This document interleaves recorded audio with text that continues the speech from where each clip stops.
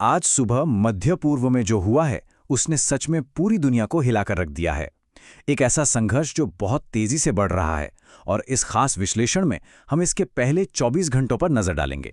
तारीख थी 28 फरवरी 2026।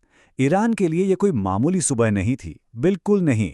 राजधानी तेहरान से लेकर देश के कई बड़े शहर अचानक हुए धमाकों से दहल उठे और बस कुछ ही मिनटों में सब कुछ बदल गया।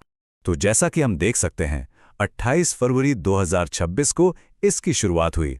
लेकिन ये मामला सिर्फ ईरान तक ही सीमित नहीं है। इसमें शामिल हैं अमेरिका और इजराइल एक तरफ, और दूसरी तरफ है ईरान। और सबसे जरूरी बात यह है कि ये संकट अभी भी चल रहा है। अच्छा, तो सवाल ये उठता है कि ये सब आखिर शुरू कैसे हुआ? इसकी शुरुआत हुई एक जॉइंट यूएस इजरायली ऑपरेशन से। एक ऐसा ऑपरेशन जिसने पूरे मध्य पूर्व में जैसे एक भूचाल ला दिया। शुरुआती हमलों का दायरा काफी बड़ा था। तेहरान, इस्फहान, कोम जैसे बड़े शहरों को निशाना बनाया गया। लेकिन एक निशाना बहुत ही खास था। वो था सुप्रीम लीडर का कंपाउंड, जो ईरानी सत्ता का, वहां की हुकूमत का एक बहुत बड़ा प्रतीक माना जाता है। और हाँ, ये कोई अचानक लिया गया फैसला नहीं था, बिल्कुल नहीं। ये एक ऐसी सैन्य कार्रवाई थी जिसे पूरी तरह से प्लान किया गया था। अमेरिका ने इसे ऑपरेशन एपिक फ्यूरी का कोड नेम दिया, जबकि इजराइल ने इसे रोरिंग लायन कहा। इन नामों से इसकी गंभीरता का अंदाजा लगाया जा सकता है। तो अब असली सवाल पे आते हैं, आखिर ये हमले हुए क्यों? चलिए देखते हैं कि अमेरिका और इजराइल के नेताओं ने इसके पीछे क्या मकसद बताए। अमेरिकी राष्ट्रपति डोनाल्ड ट्रंप ने तो सीधे ईरान के लोगों से बात की।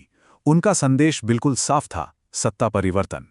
उन्होंने कहा कि ये उनके लिए एक मौका है अपनी सरकार पर कब्जा करने का, अपनी हुकूमत को अपने हाथ में लेने का।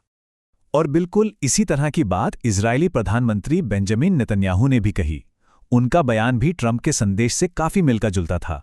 उन्होंने भी ईरान के लोगों के विद्रोह की बात की और ये दिखाया कि ईरानी शासन एक बाहरी खतरा है। लेकिन क्या यह सब कुछ एकदम अचानक हो गया? नहीं, इस संघर्ष की नींव पिछले कुछ हफ्तों में ही रखी जा रही थी। चलिए जरा पीछे चलकर समझते हैं कि कैसे ये तनाव एक पूर्ण युद्ध में बदल गया।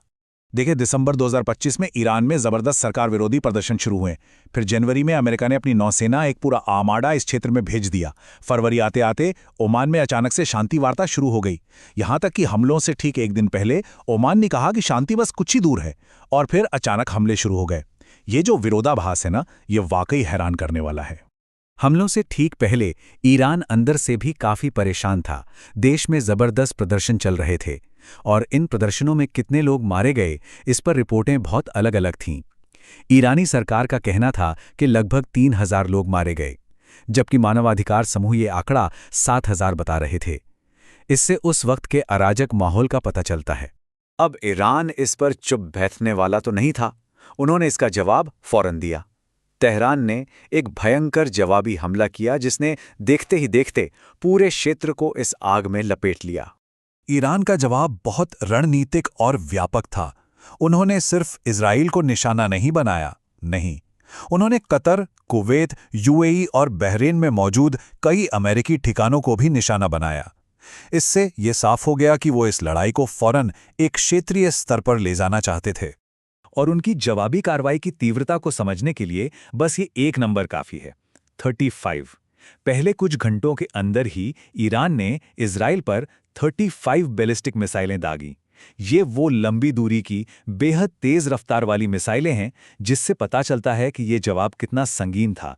तो चलिए अब थोड़ा दायरा बढ़ाते हैं और देखते हैं कि इन पहले 24 घंटों का असर क्या हुआ आम लोगों पर और भूराजनीतिक स्तर पर। हमलों के फौरन बाद ईरान अचानक से जैसे दुनिया से कट सा गया।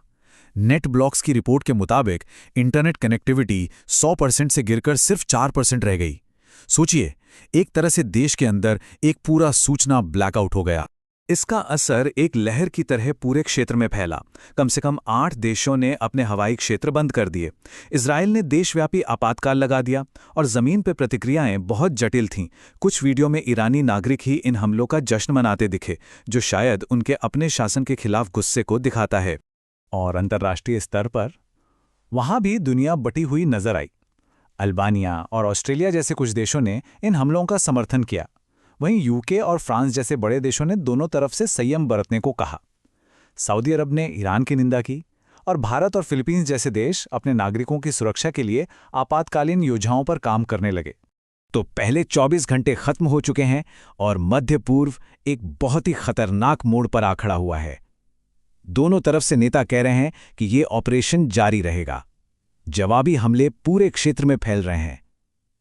पहला दिन खत्म हुआ है, लेकिन ये बात बिल्कुल साफ है कि ये सिर्फ शुरुआत है। असली सवाल तो अब ये है, आगे क्या होगा?